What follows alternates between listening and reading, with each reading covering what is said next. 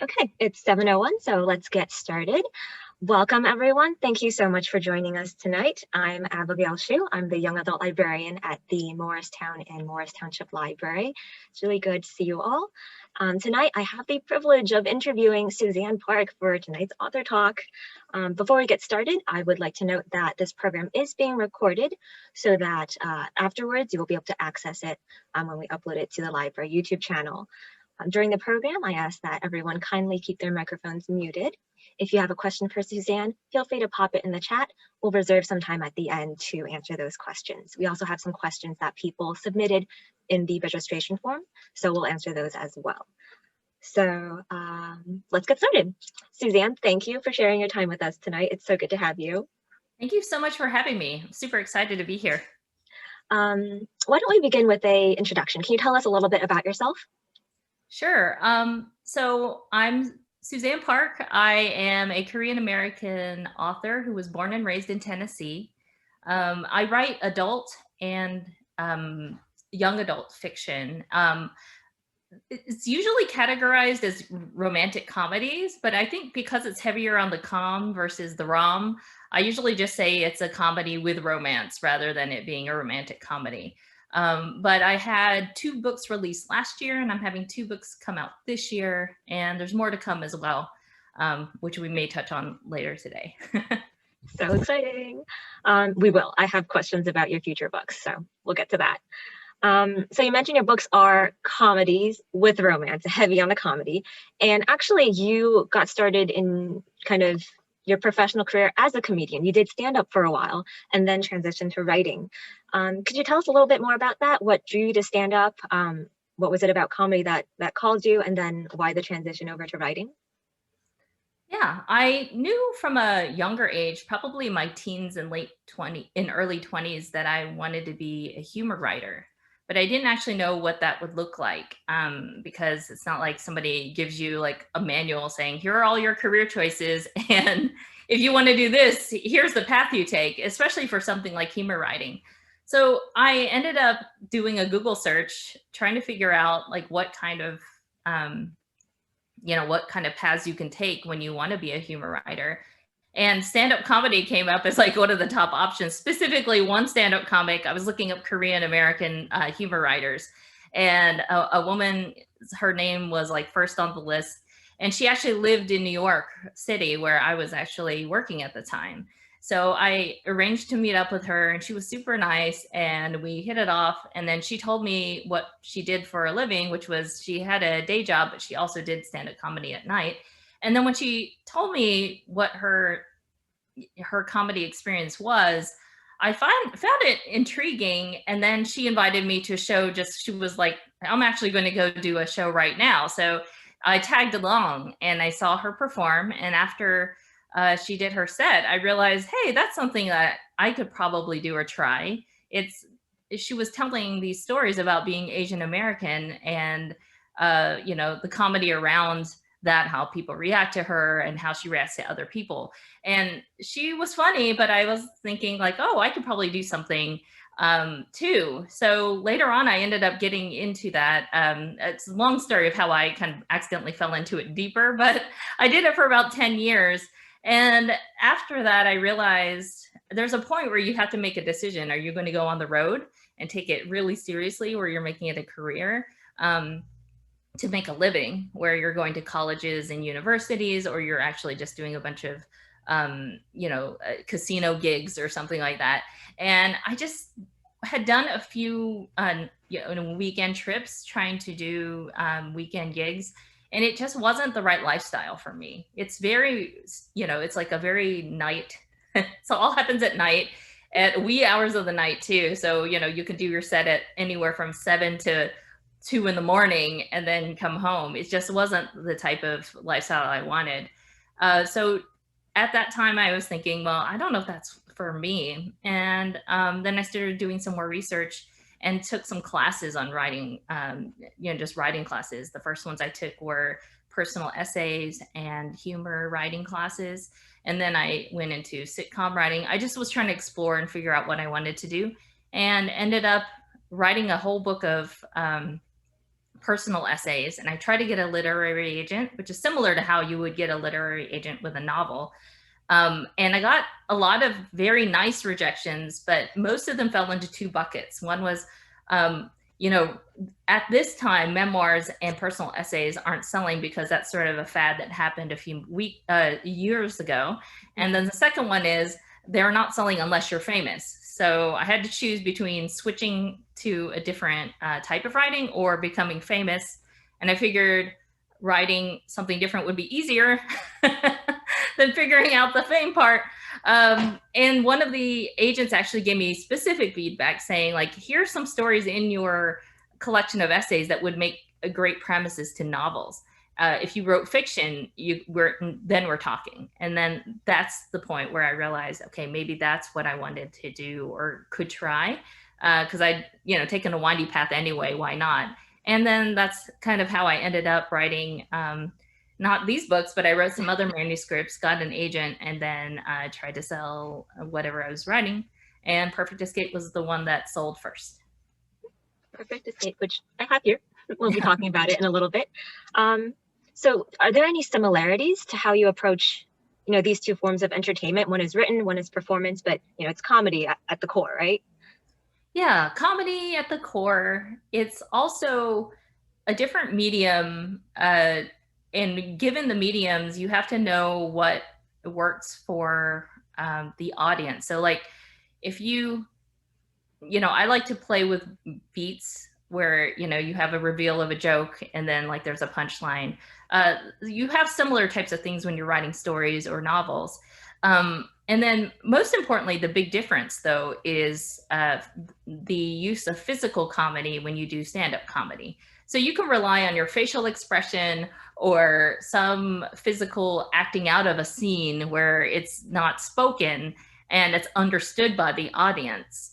Whereas like in writing, you only have the written form. And so you have to either describe it or kind of leave it up to the imagination. And it's a very different thing because I didn't realize how much I actually relied on physical comedy because I was more of a like quirky, clever type of, I tried to do a cerebral adjacent type of comedy.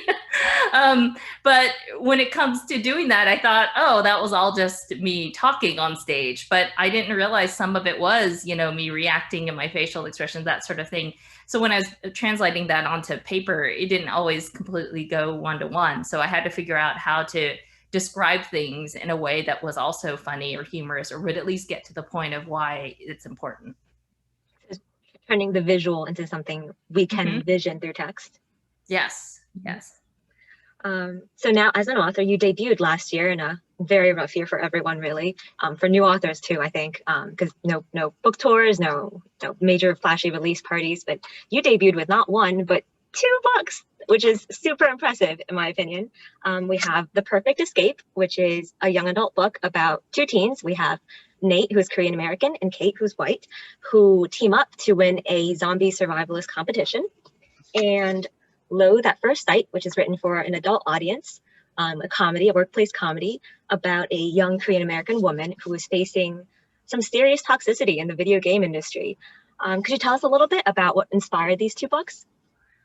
Yes. So I'll start with The Perfect Escape. That one actually sold first, even though LOATHE at First Sight was written before it. So The Perfect Escape, I had this period of time, and I still probably count it as me being zombie obsessed. So I watched every episode of the Walking Dead. I was watching the Korean zombie movies, also American zombie movies. It just really enjoyed that type of horror genre, and got to a point where I was thinking, okay, if I were in an apocalypse, really, like how could I contribute to mankind? Like I have no skills except for writing comedy and bad jokes or whatever. So I started reading all these survivalist guides, and then I got a little carried away by like earmarking things or post-it noting things, thinking like, oh, this is something I would know how to do now, or I could learn how to do or something.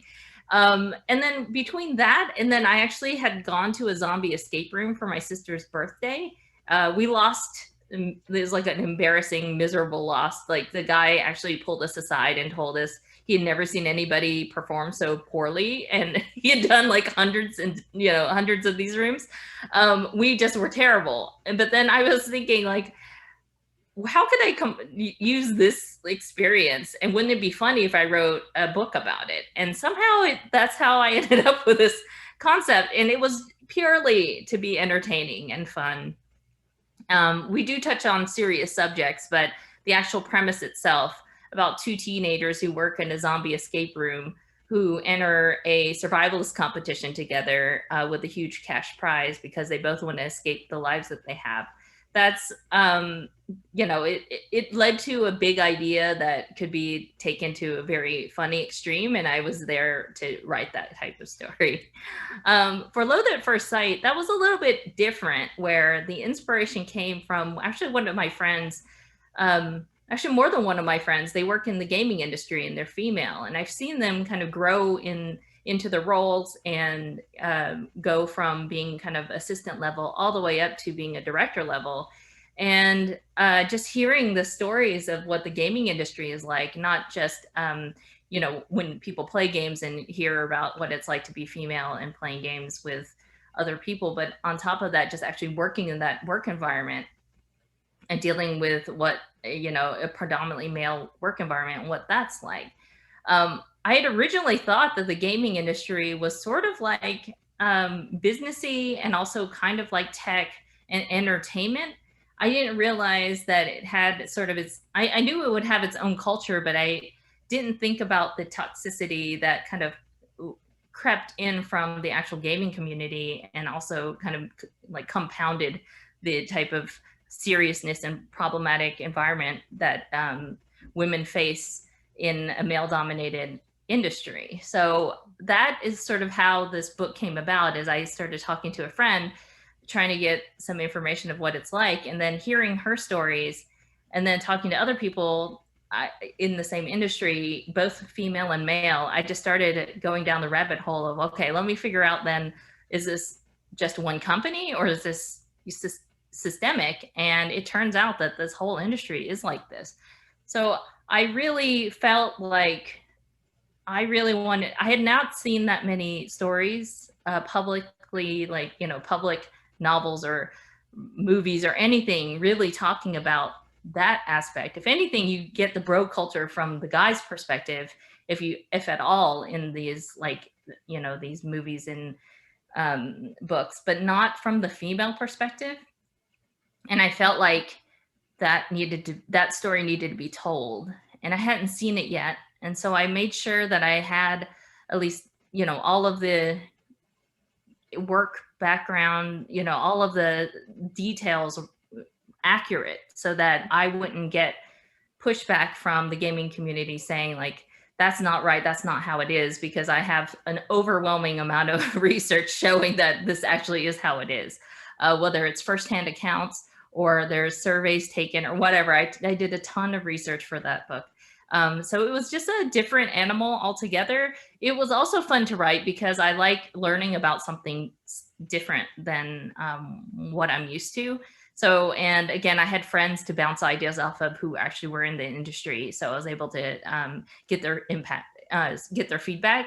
And then on top of that, like, one of my, the good friend I initially taught to, she read one of the final versions and provided one last round of feedback, so that actually made it into the final version as well. So I know, like, I have all those, all the loose ends tied and that sort of thing. And I feel really confident about that book being an accurate portrayal of the gaming industry.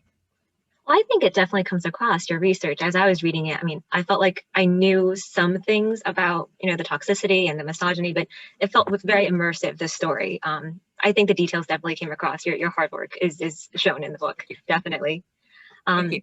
So they were released at the same time. Did you write them at the same time, or was this first one and then the other kind of? No, The Perfect Escape was the fourth manuscript I wrote. I like talking about the hard part of publishing, which is like you actually writing the books and then not selling, and then you just keep writing the next one. Perfect Escape came out last year, and it sold pretty quickly. But it was the fourth manuscript that I wrote, and then while that was sort of trying to be sold, I rewrote Loathe at First Sight that came earlier and it didn't sell to a publisher. At that time, this book was a lot more biting and more about the industry, and it was more about the workplace, and it was more of a dramedy. And I ended up scaling that back, making it more lighthearted, lightening up the mood and tone, and then making it like more of a comedy rather than a dramedy. And then we tried to sell that, and it ended up being picked up right after The Perfect Escape. So that's how that ended up happening, where these releases happened back to back. And actually, because both of those were 2-book contracts, that's why these two are back to back. Sunny Song Will Never Be Famous and So We Meet Again. So it's been a pretty very busy 2 years from selling the books to releasing the books. So you mentioned rewriting Loathe at First Sight, and actually ties into one of the questions I was thinking of, which was, as I was reading the book, I had some very visceral reactions to the blatantly sexist and racist attitudes that Melody, your main character, faces, from her boss, from the higher ups, from internet trolls who, kind of are just attacking this game concept that she has. And I was wondering, so now that you've said it started as a dramedy and now you've kind of worked it to be more lighthearted, I was wondering how you decided to tackle something so serious and honestly sometimes difficult to read in a book that is, for the most part, really, really funny. That it was not easy. And there's, who knows if I did it right. I'm hoping I did. But when it comes to that book, especially now in the present climate, I feel like people might now see, if they felt uncomfortable reading it a year ago, they might now see why that type of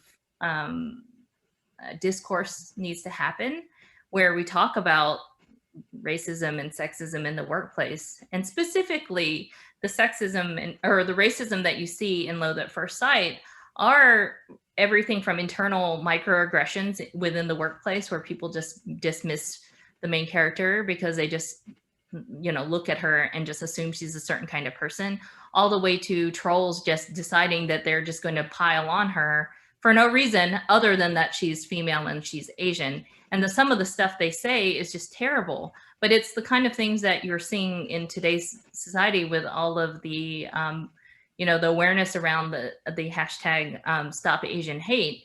There's a ton of that just maybe people were not aware of. And I touch on that in the book, but it's obviously not anywhere near kind of all that there is to talk about when it comes to racism and sexism in the workplace. But I decided to keep it in and keep it real. And ironically, when I was doing one of my first virtual events, it was in Twitter, and I forgot what format we were doing, but one of the hosts was, she, just allowed comments, and somebody just jumped in and yelled, "You caused this virus, you go back to China." And I was like, can I answer? Can I say, I didn't know what the protocol is. And that was a year ago. And then I'm thinking also I'm Korean. So there's so many things are wrong with what you just said. So I think books like mine are uncomfortable, but I think that they're needed.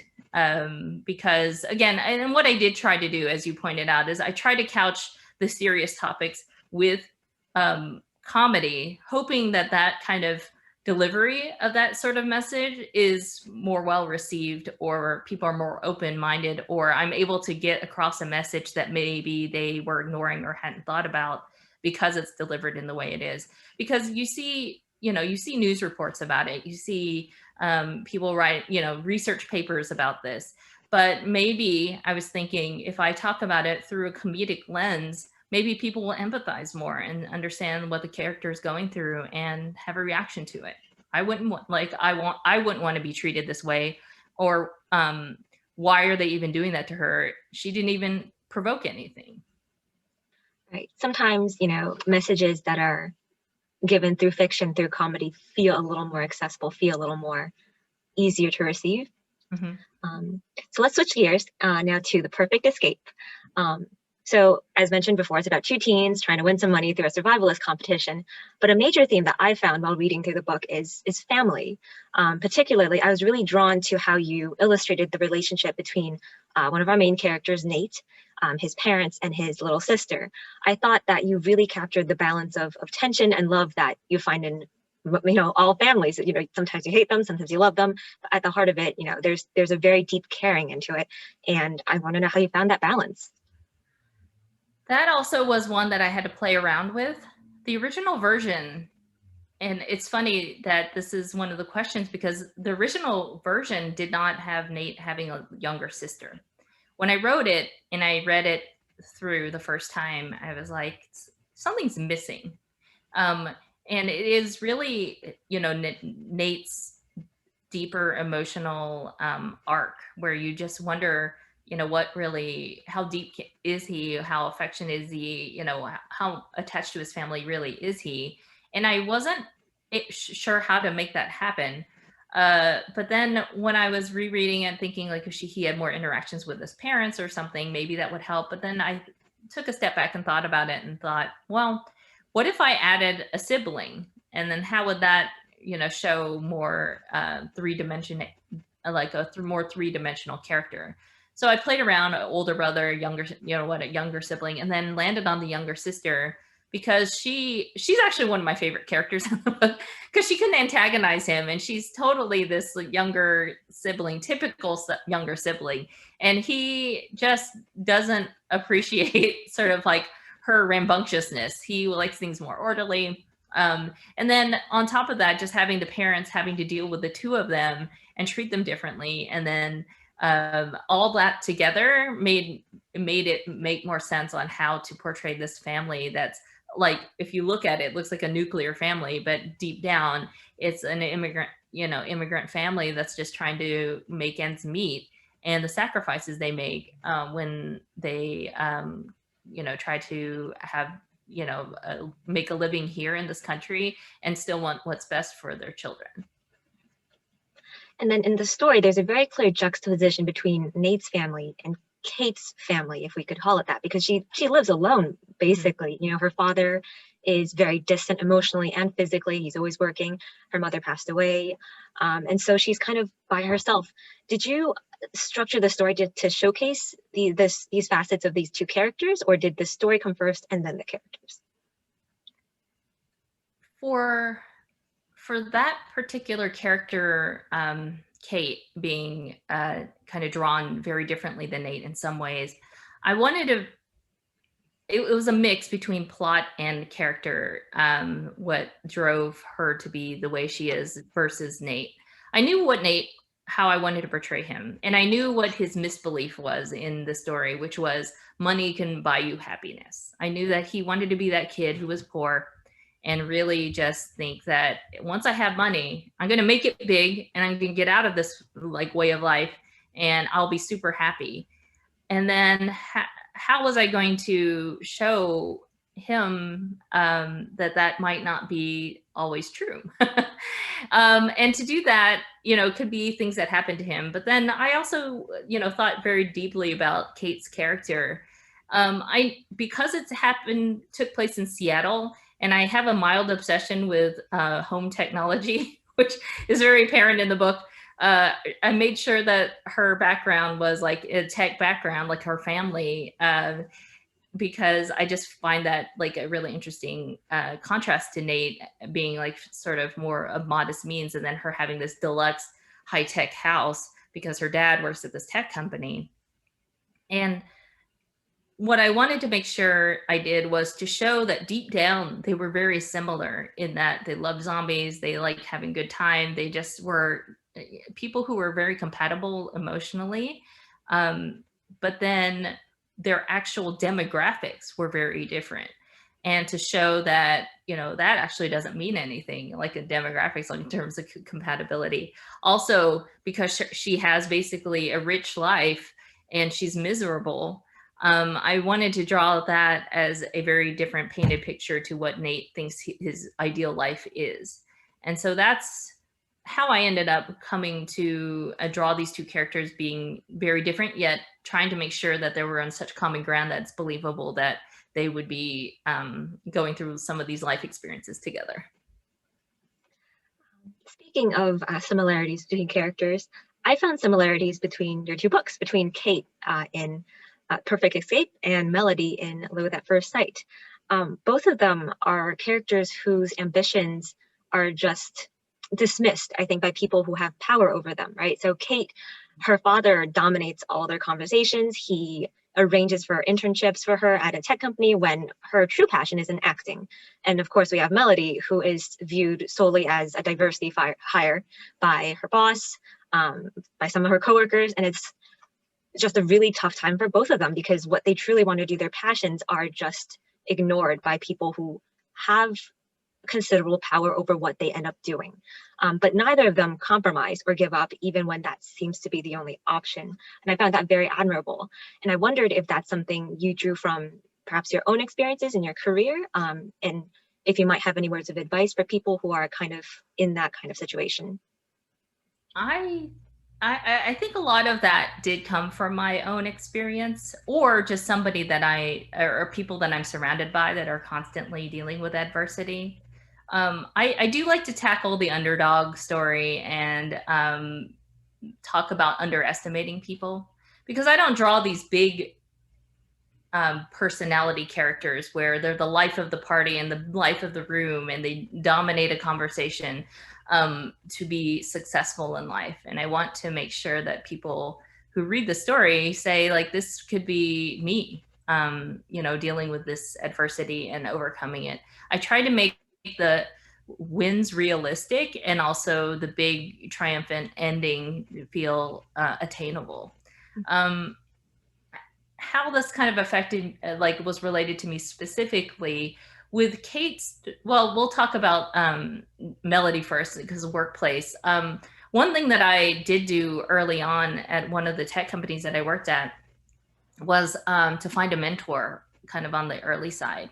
I felt like that was something that nobody tells you to do. I just kind of figured out that, there were things that weren't tracking right in my career versus my white male counterparts, and I was like, so what's going on? Is this just me, or is it perceived, or what's happening here? So I ended up having lunch, and I don't know if it's an official mentorship, but it was just like coming out of my comfort zone and actually asking people to lunch or asking them to coffee to just pick their brains and see where they are in their career and figure out how they got there. And I did that while I was it was at Microsoft that I did that. And I ended up learning a lot, whether it was, a lot of the people that I picked were Asian women, just because I figure their demographics were the same as me, at least as the company saw us.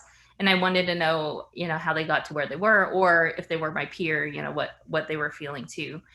So that was important. And also just finding peers that could support me. So when I'm in a meeting, they would speak up for me because they believe in my ideas. And just to find allyship, that was actually very important as well in that sort of cutthroat tech environment.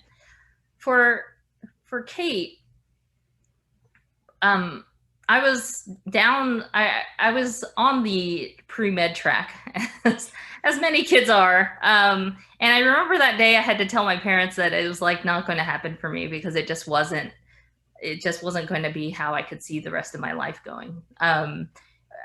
The science classes were going okay. I had actually an internship at a hospital even lined up, and I'd done it. And I actually I was in a freight elevator and actually ran into somebody pushing a cadaver to the morgue. But aside from that trauma, there's actually, the idea that I had to not only just tell them that I wanted to change careers from this, being a doctor who, this big, amazing accomplishment, to what was I going to do. So I was also kind of on the sidelines doing a lot of research of what I actually wanted to do. And at that time I wanted to do advertising. And so, and I actually stayed in advertising and marketing for a really long time. So I do know that was the right career path for me. But at the time, I just had to basically tell them I wasn't going to do this, but then I had the whole plan laid out for them to kind of react to. So it was like I already had 2 internships. One was unpaid, one was paid, and there were alternating days. And so because I had it figured out, they kind of left me alone a little bit to try it out. And again, it was not the easiest thing to have to break to them. And my older brother, he's he's the lawyer in the family. He's went to Harvard Law. Like, how do you how do you tell your parents after that? Like, oh, by the way, I'm just going to do something completely different that is non-traditional to you. And it was hard, but I did it. And I don't know if I had advice around that, except that know that there are people, exactly in your position, and that, sometimes you do have to forge your own path and figure it out. Because even, where I ended up being an author still isn't a direct path, because even when I quit pre-med and then ended up in marketing and advertising, I still wasn't where I am now. So I had to have this like windy path to end up where I am. And now, I mean, my parents are totally fine with where I ended up. So it's like, and, the whole time they had just not known either, like, much about what these careers are. So I think they only knew what they knew, which was, their friends' kids were trying to be pre-med or pre-law or pre-engineering, and they just assumed that that was the safest, best bet. And they didn't really know much beyond that. And it was up to me to educate them. Mm-hmm. Well, I'm glad you ended up where you are now, as an author of these lovely books. Let's pivot a little bit to something that I noticed on your website when I was doing a little bit of author research to prepare for tonight's author talk. So at the front of your website, you have your name, Suzanne Park, in big letters. Right underneath, same font, same size font, hashtag own voices. Now, own voices, for those who don't know, is a term coined by author Corinna Dalvis to describe authors who share a marginalized identity with their story's protagonists. Now, Suzanne, you're Korean American, and you write characters who are Korean American and have experiences that reflect their identity. So I've got a couple questions, but the first is, did you make a conscious decision to be an own voices author, or was this something that just came really naturally as you started, writing stories? It came naturally, and it might be because my stand-up is from my point of view, that it made it easier to, when I was writing fiction, that it would lend to a similar voice, or if not identical voice, at least for some of the earlier stuff that I wrote, and be from a Korean American person's perspective. One of the things that I wanted to make sure, though, was, because when I was growing up, and even now, you don't see many Asian Americans featured in books and in movies, and in just any mainstream media. And I know that's changing a little bit, and we're seeing more of it every day come out. There's just more releases all the time, but it's still not where it needs to be. And I think it actually even became clear this month, where it's Asian American Pacific Islander Heritage Month. And you see all these tables at bookstores and at libraries, with their spread of what they feel like represents that literature.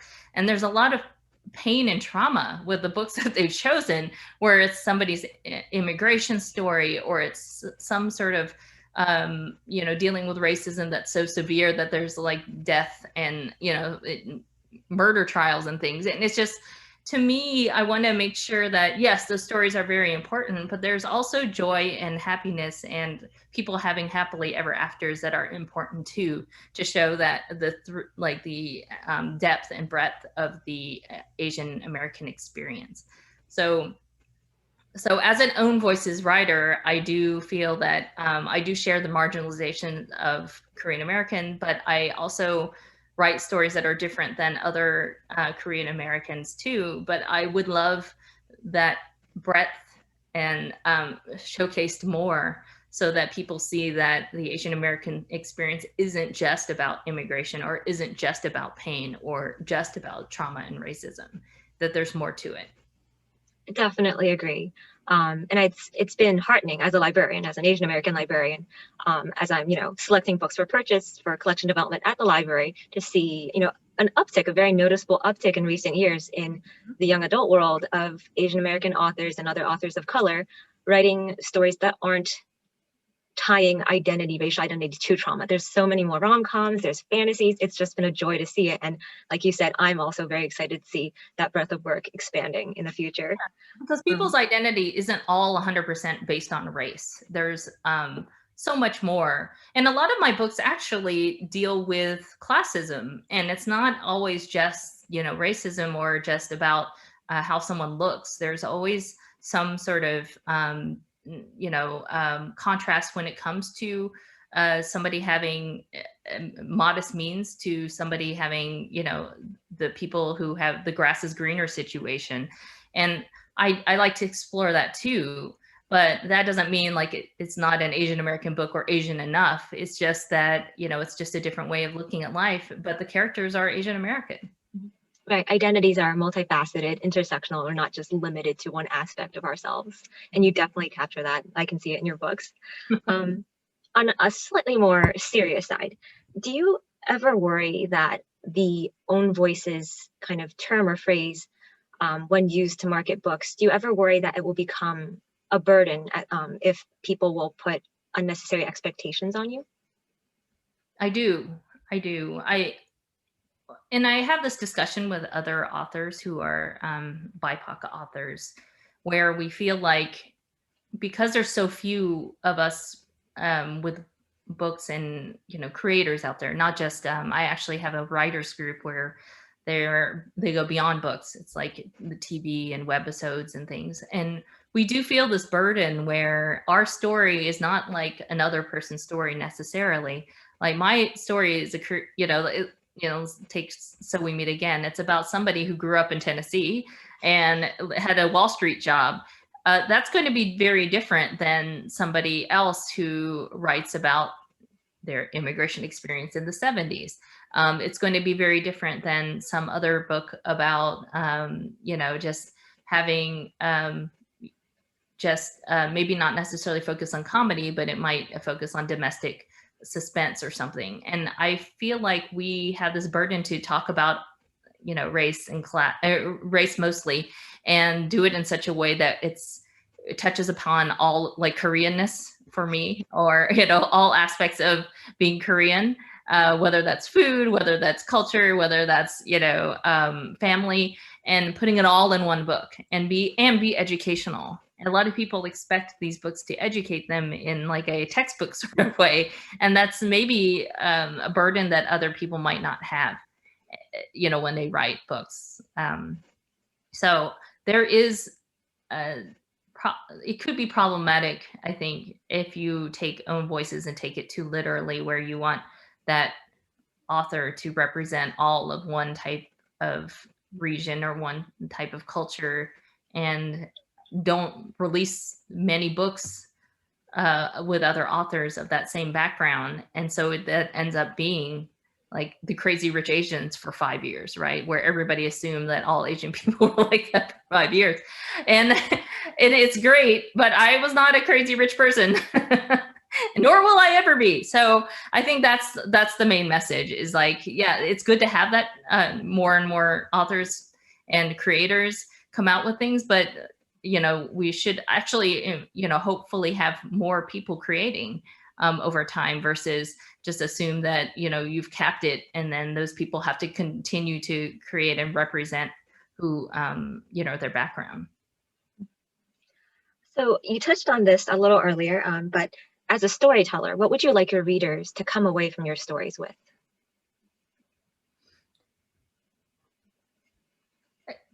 As absurd as some of my themes are, I do try to make the actual wins in the story realistic. So I do, in the end, have hopeful endings. I do have happily ever afters. What I do want people to say is, a character doesn't have to be this, have this huge personality or be the fastest, strongest, and smartest to persevere. And then most importantly, I want to show Asian Americans in leading roles where they're not necessarily just good looking or, just one thing, that they that they're realistic. For Nate, for example, in Perfect Escape, that he's a realistic romantic interest, but also an adventure lead, where you believe that he is physically capable of doing all these things, and not in only a karate sort of way, where like, that could be typecast too. So you actually believe that these characters have more to them and are well-rounded. And that's the thing that I want people to see, is that they're not stereotypical at all. And on the flip side, as a reader, what books would you like to see more of in the world? What books have you really enjoyed recently? Oh my gosh, I have a lot of books that I still need to read, but I've read previous works by them. Let me see if I can find. So Sarah Kuhn, she writes a gajillion books a year, and everything she writes has such great characterization and humor. And her latest one just came out, From Little Tokyo with Love. That's about a mixed race Japanese protagonist, and I just love her writing and her style. I wish that there were, she had the ability to write a billion books, but she's really productive and prolific. There's this book that I've started reading, and I love it already. It's made me very hungry. This is on the adult side. It's a hilariously funny mystery. And so I think what I want to see more of is books that are entertaining, and they are, they feature, protagonists that are Asian American. But I also don't want to see them limited by a category, only because that's how libraries and bookstores have to classify them, because they fit in like one genre. I wouldn't mind reading more books that have, both romance and mystery, or suspense and, I don't know, something else, comedy. I would like to see more genre blending, or it be okay to write a book that isn't so bucketed into one thing. And I know it's not something that is going to be possible for a long time, because again, that's how marketing works and how publishers and publishing works. But I see those are the stories that I find most interesting. And I love stories that make me laugh and make me cry. And again, ones that have a lot of, action, but also I love things that are a little slower too. I just would like to see more of all of it.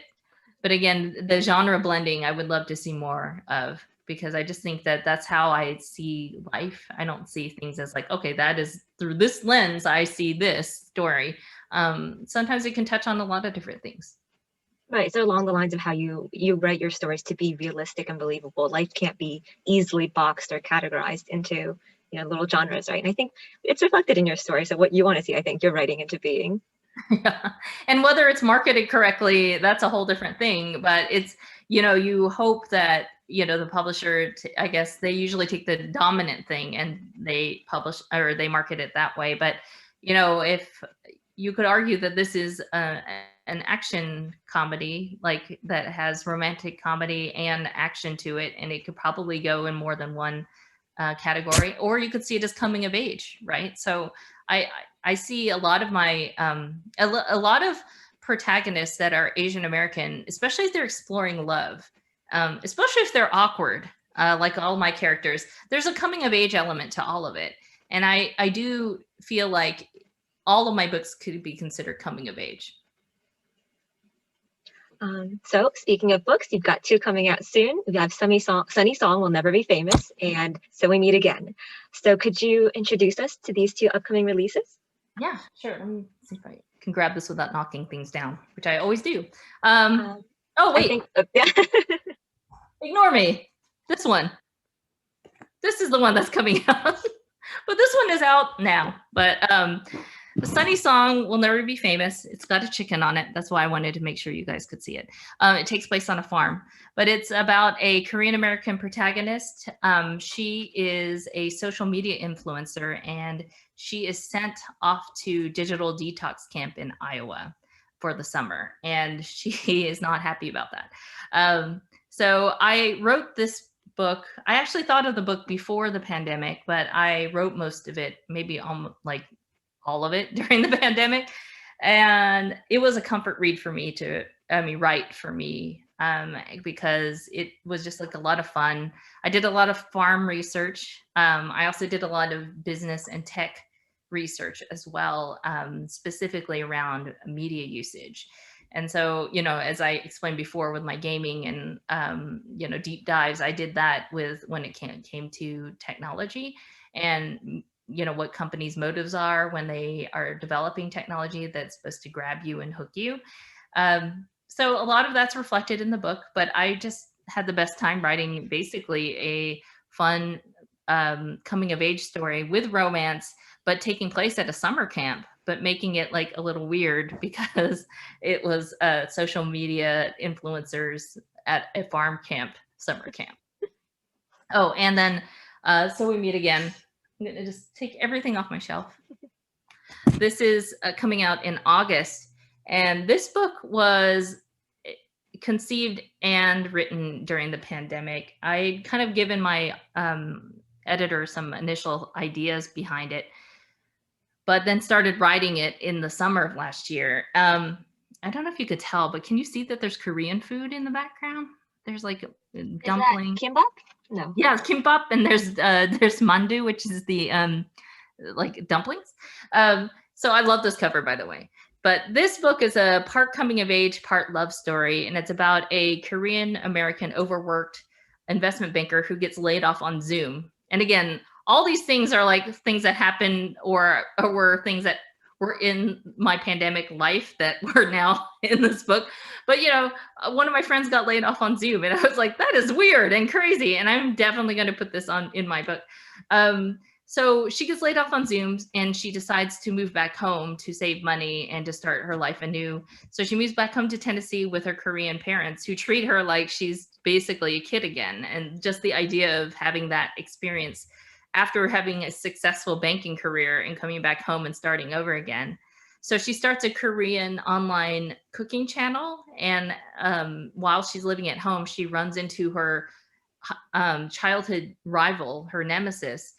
His name is Daniel Choi. And she thinks he's Mr. Perfect and has the perfect life. But she finds out as she gets to know him that she couldn't be more wrong. So this has Korean food. It has family. You have a finding yourself theme. And then there's also her unexpectedly falling for somebody. And I just wanted to make this a really kind of like heartwarming comfort read, because while I was writing this, I was like, what would I want to read? And what do I feel like I can write and read again and again when I have to do edits? And I think what I love most about this book is that I was able to write it in the pandemic, which is one thing, but it really reflected a lot of my true like me. And because you see a lot of nods to my upbringing and a lot of nods to just where I grew up. And it was just really a nice change to have to write about something like that. And then there's like meal kits. There's just all the stuff from the last year that is in there that I just thought was funny to include, and it ended up making it to the final book. So yeah. Well, I look forward to reading them when they come out this summer. They sound fantastic. So we have a little bit of time left. Let's see audience questions. All right. Well, we have some questions that were submitted in the registration form. So we have those. Suzanne, you had a chance to look over them, right? Were there any that you wanted to pick to answer, or do you want me to just toss one out at you? Yeah, you can just, did you want to, you can read them straight down, I guess, if you have. Actually, I want to start with a question from an audience member who is a writer. The question is, as a fellow author who's often juggling work, kids, and writing, I'd love to know how Suzanne is able to publish multiple books a year. That is a funny question, because I don't know how. Desperation is probably the main thing. But the way I ended up having to look at it was while I was working full time and was writing in the evenings while I had a small child at home, and took her to preschool and all of that. But what I ended up doing is trying to keep my writing goals into realistic, smaller goals. So, of course, in the end, you're like, I want to write a book, but how do you do that? And the way I ended up kind of justifying it in my head was, what if I broke it down to not just like word counts or whatever, but kind of broke it down to the day or to the, to an hour, whatever it is. And what worked for me was to write 1 page a day. And whatever that meant, which was, it could be a big chunk of dialogue, it could be some ideas to the story that I knew were just whatever, but I wanted to put it on page. And so when you write one page a day and then you end up looking at the end of the year, you end up with a book, or something like a book, at least a draft of something that looks like a book. And I think that's how I started doing it. I also rewarded myself when I hit these milestones that were not really that exciting or interesting, but it was just ways to motivate me at, like, I would end up writing at from 9 to 11 p.m. at night, sometimes later if I didn't get the word count in. I had to sacrifice the thing that I love the most, which is watching TV. And so that was the compromise, but I knew I would be able to do it on some weekends. And it was hard for me to make that sacrifice.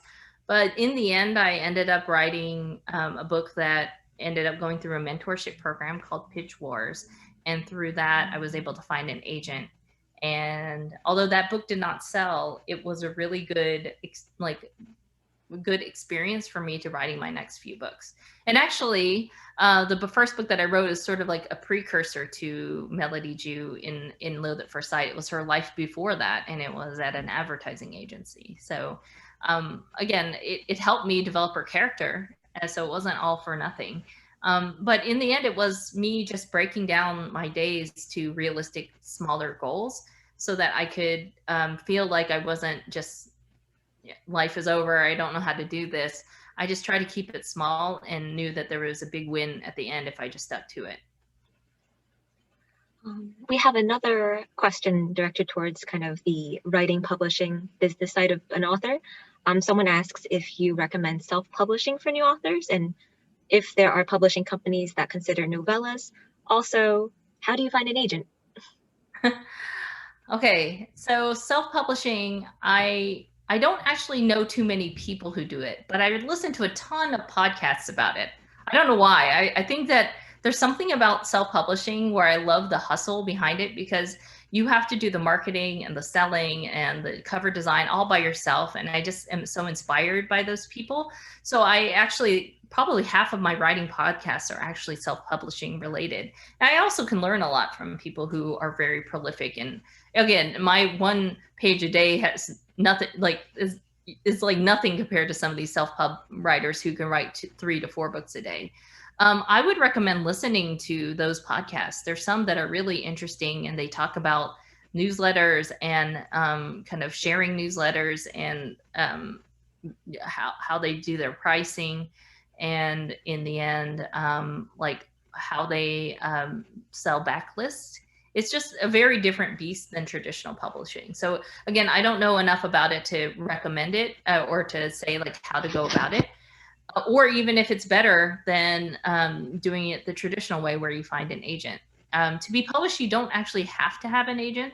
There are more and more kind of open call type of publishing publisher time periods that people are taking open submissions. And then there's smaller press that you don't need an agent for. So it depends on what kind of career you want, honestly, and what kind of relationship you want to have with your publisher. So I would say that that's my advice, is to look into those things and decide if you want to go the self-pub route, a smaller publisher route, the indie publisher, or you want to go into traditional. What was the last question? Did I answer all of those? I think you got them all. You got them all. One more about writing. Someone is curious to know if there's something you wished you knew before you started writing. Oh, I just realized I didn't answer fully that first question. I was just thinking just now. I actually currently write 1,000 words a day. And that is my current goal, not just 1 page a day. So they asked like, how can I, because I have to do 2 books a year and I have to keep at that pace for me to do 2 books a year. I'm actually going to slow it down next year. So just so you know, it's not sustainable for me to do 2 books a year twice. It was very hard. And I don't think I'm cut out for it, but we'll see. But right now I'm trying to slow it down a bit so I can just get refocused on other things. So anyway, the other question you were asking is, what do I wish I had known? I think what I wish I had known was that it's not a linear path, not just to get to, publishing. I explained like my career was all over the place before I ended up becoming an author. But even when you sell books or you try to sell books, that also might not be linear either. And so the perfect example of this is in 2016, I was in this mentorship program. We all had gotten accepted that had manuscripts that just were not quite polished enough to get an agent, but needed some reworking. And you got a mentor and somebody to help look at your book and fix it. And then you ended up going into an agent round.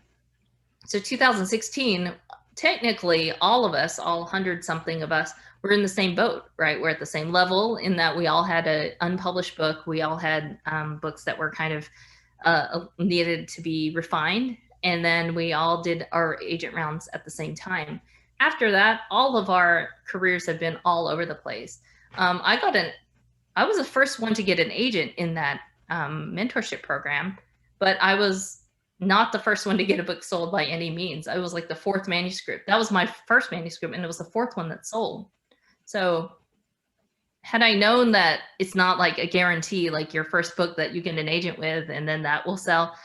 If I kind of known that, I think sort of looking at all the people, leaping far ahead of you in the publishing journey, you get really discouraged, or you can get discouraged if you see people going at different paces.